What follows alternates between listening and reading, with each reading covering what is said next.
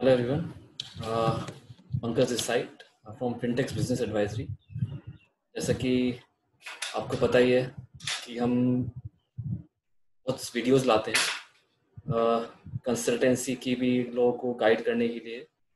अब इस सिचुएशन में हम चाहते हैं कि हम घर से ही आपको गाइड करें। तो basically our today's topic will be basic understanding of ITR।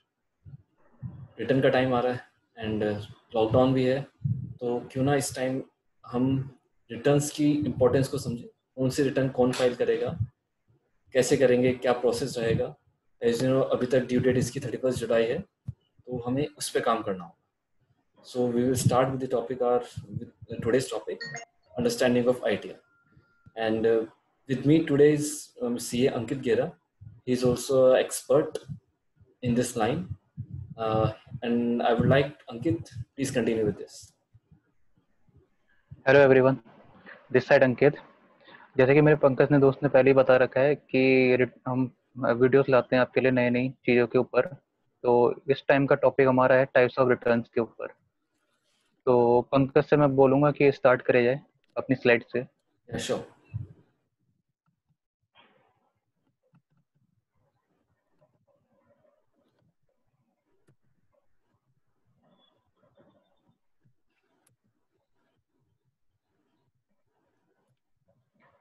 हमारी जो पहली स्लाइड है इसमें different types of income tax return.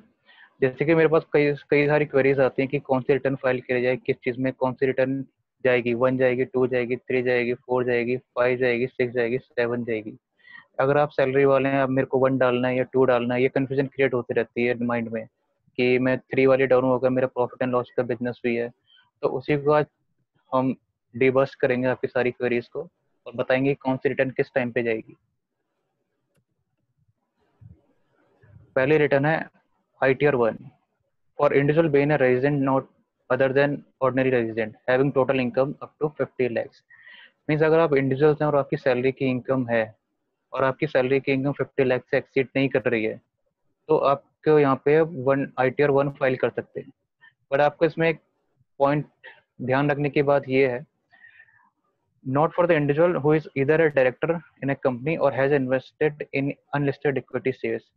Means अगर कोई वो डायरेक्टर कंपनी का डायरेक्टर है और अनलिस्टेड इक्विटी शेयर्स में उसकी इन्वेस्टमेंट है, तो उस केस में ITR 1 नहीं जाएगी, उस केस में ITR 2 जाएगी उसकी।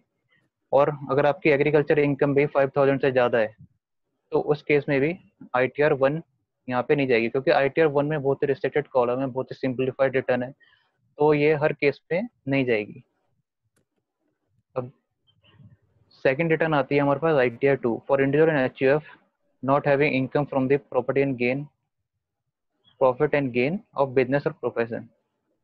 तो इस केस में वो सारी रिटर्न जाएगी जो ITR 1 में एलिजिबल है, बट वो एक्सेप्शन से बाहर हो जाती है, जिसमें आपकी इंडिविजुअल भी आएगी, HUF भी आएगी, और आपका बट प्रॉफिट एंड लॉस का बिजनेस नहीं होना चाहिए।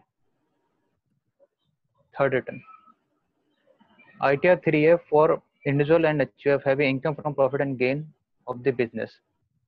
तो ITR 3 किस केस में जाएगी? ITR 3 उस केस में जाएगी अगर आपकी कोई प्रॉफिट एंड लॉस की इनकम है, बिजनेस इनकम है, P&L जाननी है, प्रॉफिट एंड लॉस बना रखा है, बैलेंस शीट बना रखी है, तो उस केस में आपकी ITR 3 जाएगी। इसमें एक ध्यान रखने की बात और है, अगर पार्टनरशिप फर्म से आपकी सैलरी आ रही है, तो उस केस में भी आपको ITR 3 ही फाइल करेंगे। अब अगली रिटर्न हमारी ITR 4। ITR 4 है for individual HUF firm being a resident having total income up to 50 lakhs having income from business and profession which is computed under 44AD 44ADA 44AE। ये इस सब में वाली रिटर्न है जो प्रेजेंटिव रिटर्न है, और आपको प्रेजेंटिव इनकम दिखानी है। जैसे 44AD की कंडीशन है कि आपको अपना प्रॉफिट रिसीव्ड का, ग्रॉस रिसीव्ड का 8% से अबव दिखाना है। 44ADA की कंडीशन है कि आपको अपना प्रॉफिट 50% रखना है। पर 44ADA रिटर्न जाएगी आपकी अगर प्रोफेशन की इनकम है, प्रोफेशन बिजनेस है, जैसे लीगल हो गया, लीगल प्रोफेशन हो गया, कंसल्टेंसी होगी, टेक्निकल सर्विस होगी, वो केस में 44AD जाएगी। और 44AE आपके ट्रांसपोर्टेशन वाले केस में जाएगी, जो प्रेजेंटिव वाले केसेस हैं सारे। और rest will be continue by mister Pankaj, वो आपको आगे के रिटर्न के बारे में बताएंगे। इस आईटीआर 4 में एक पॉइंट ऐड करना चाहूँगा. इसमें हमने एक लास्ट में नोट लिखा हुआ है, not for individual who is either director in a company और has invested in unlisted equity shares. जिस किसी डायरेक्टर ने कोई कंपनी का डायरेक्टर है या किसी ने इन्वेस्ट कर रखा है तो उसके लिए आईटीआर 4 नहीं है. अगर आपने ध्यान दिया हो तो the same condition was in ITR 1. See, not for individual who is the director in a company और has invested in unlisted equity share. तो इस बात का थोड़ा ध्यान रखें क्योंकि अलग कंडीशंस दे रखी है. Now, from ITR 5, ITR 5 is person other than individual, HUF, company, and person filing from ITR 7. ITR 7 will continue after the 2 slides, but for rest of the 3, for individual we have seen it is for ITR is 1, for HUF it is ITR 1 and 2, and for the company we'll see it's ITR 6. So basically what is left is for the partnership firm. ITR 5 is basically only for the partnership firm. Now, for ITR 6, for companies other than companies claiming exemption under Section 11, what it means? It means the companies which is registered as per Companies Act, but the exemption is given for Section 11 companies. Section 11 companies होती क्या है?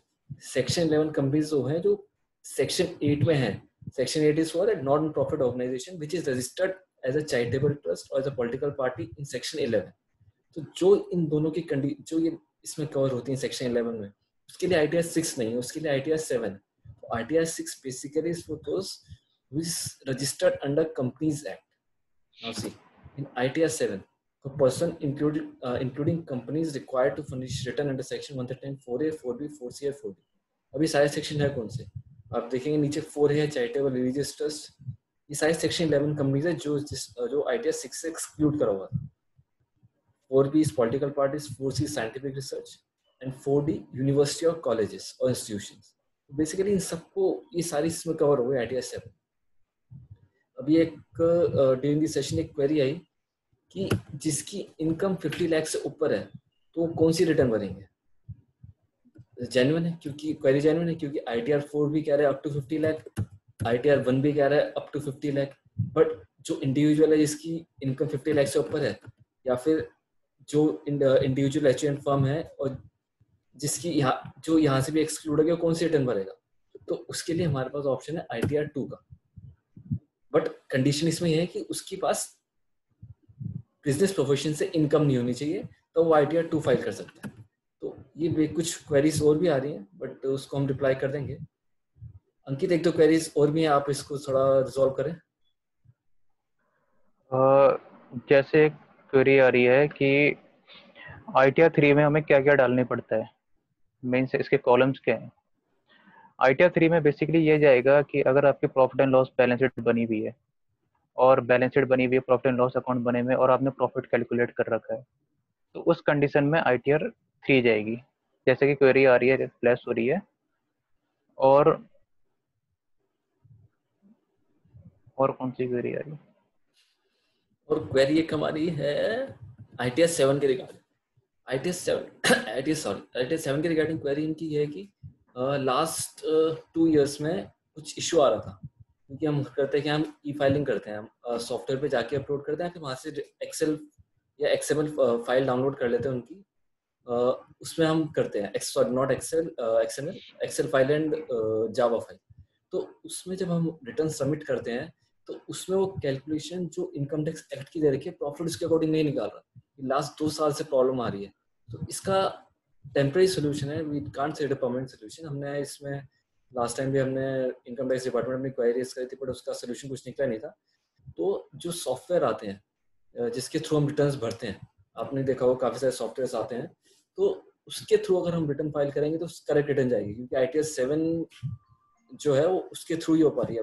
इस साल return क्या आएगी कैसे आएगी वो देखते हैं, बट लास्ट 2 ईयर्स तक इसका यही सोल्यूशन था. आई थिंक बाकी सबकी क्वेरीज भी सॉल्व हो गई होगी.